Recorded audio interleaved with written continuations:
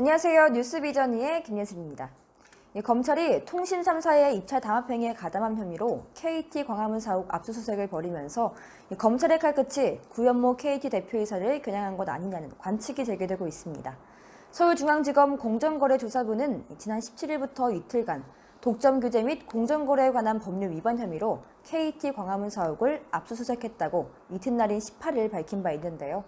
KT는 2015년 5월부터 2년간 공공기관 등이 발주한 12건의 전용해설 사업 입찰에서 경쟁사들과 담합행위를 벌인 혐의를 받고 있습니다.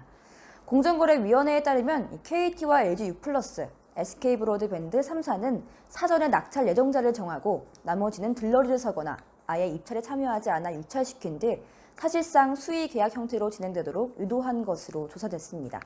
낙찰사는 입찰이 확정된 후 들러리사에 수수료 명목의 대가를 지급한 것으로 파악됐습니다. 앞서 지난해 4월 공정위는 담합행위가 적발된 12건 가운데 KT가 9건의 계약을 따낸 점을 지적하면서 담합을 주도한 혐의로 KT를 검찰에 고발했습니다. 검찰의 이번 압수수색이 KT의 오너리스크를 불러올 수 있다는 시각도 함께 제기되고 있는데요. 이 구 대표가 담합행위가 있었을 당시 실무 담당자로 지목되고 있기 때문입니다. 이 당시 구 대표는 황창구 전 회장의 비서실장 겸 경영지원총괄 부사장을 맡고 있었는데요. 이와 관련 본 취재진은 KT 측의 입장을 묻기 위해 연락을 취했으나 닿지 않았습니다. 앞서 경찰 조사에 따라 구 대표는 황 전 회장과 함께 2014년 5월부터 2017년 10월까지 19대 20대 국회의원 99명에게 상품권을 현금으로 바꾸는 속칭 상품권 깡으로 쪼개기 후원을 한 혐의를 받고 있습니다.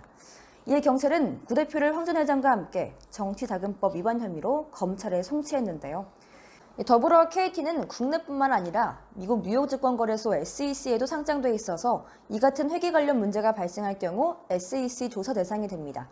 현재 코로나19로 인해 실태 조사는 미뤄졌으나 SEC 조사가 재개될 경우 구 대표는 이 조사망에서 자유롭지 못할 것으로 보입니다.